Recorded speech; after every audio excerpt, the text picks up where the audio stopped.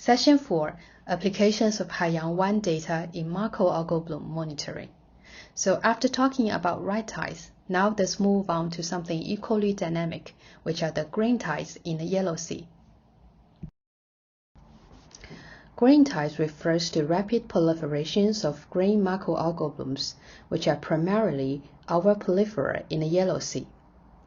These blooms can float on ocean surface and accumulate into massive green mats. Unlike red tides that are caused by microscopic phytoplankton, green tide events are dominated by large-scale macroalgae species.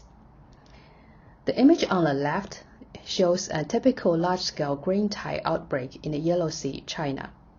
Those floating mats can stretch for dozens of kilometers, can even reach the coastal water, creating significant ecological, environmental, and economic impacts to those coastal regions. The image in the middle shows the morphology of our proliferate. It has thin, translucent blade structures which make it very buoyant, allowing it to floating on ocean surface and forming dense accumulations, which is why satellite remote sensing can easily detect them from space. If we compare the green tide with the normal seawater, two reflectance features are very obvious. Number one, there's a strong reflectance peak in the green bands, which explains why the green tides appear intensively green from space. Number two, there's a very high reflectance in the near-infrared, much higher than the seawater, which is also a unique signature of floating vegetation. So both features make floating green algae a very detectable target for multispectral satellites like HY-1. Here's a case study showing a green tide events in Yellow Sea, China on June 26, 2024. In this case study, we also used level 1C data from HY-1D CZI sensor, which provides 50-meter resolution in 4 spectral bands, including blue bands, green bands, red bands, and near-infrared bands. All these spectral bands are particularly effective for detecting floating macroalgal blooms.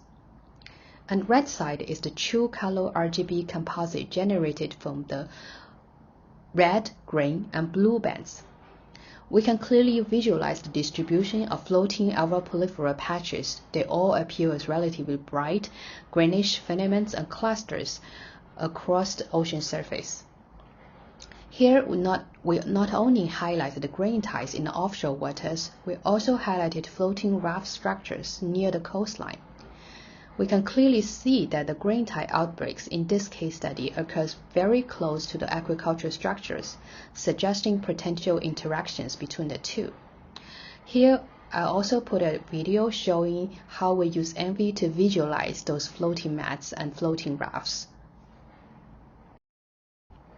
The video inserted here shows how we use ENVI to convert HY-1 CZI data into NDVI composites.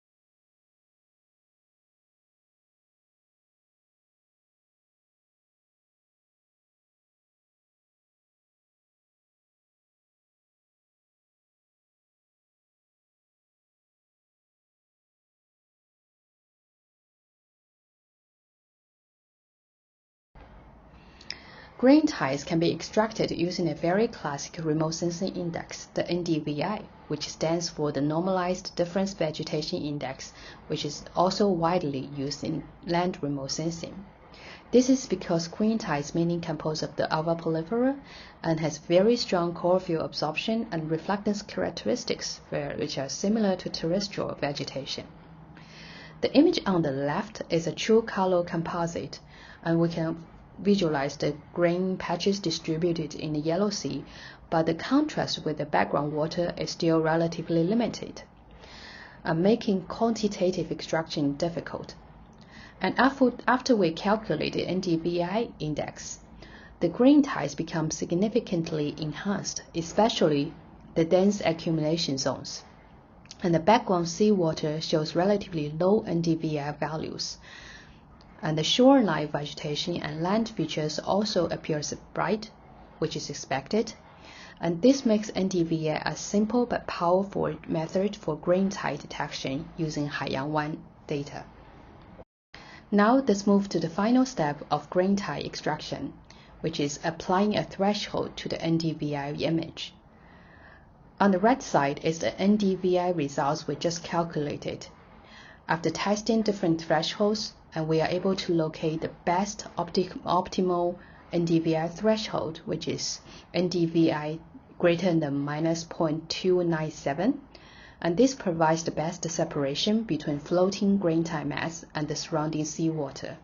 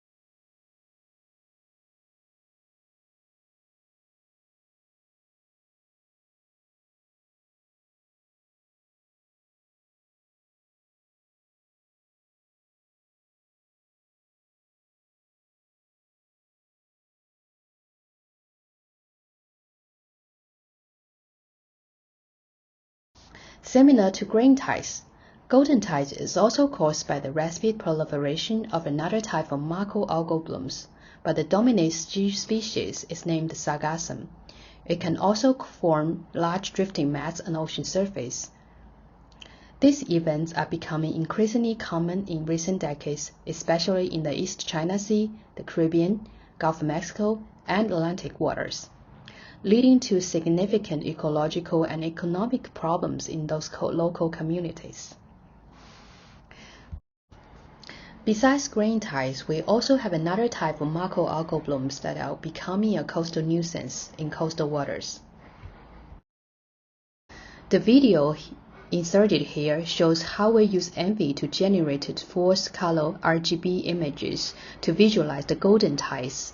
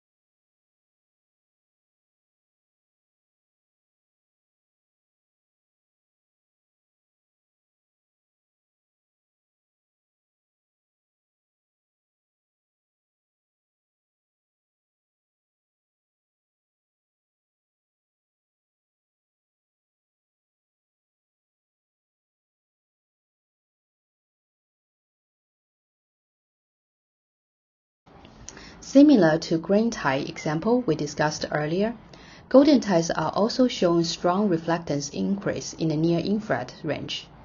So NDVI can also highlight the floating macroalgal features effectively. So the first step, we are still calculating the normalized difference vegetation index using the spectral bands obtained from a CZI. And the golden ties areas become much more distinguishable on those NDVI images.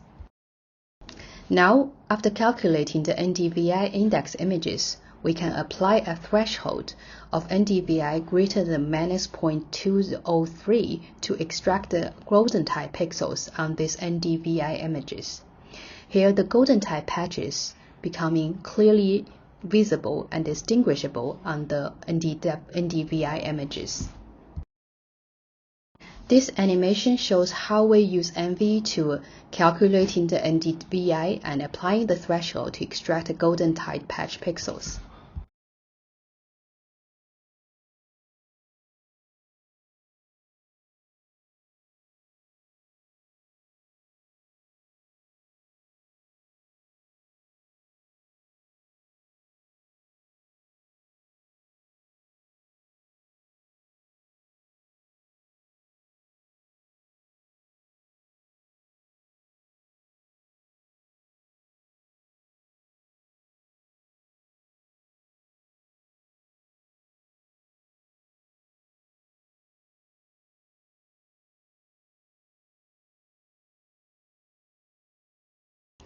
Those are some of the literatures referred in this lecture series.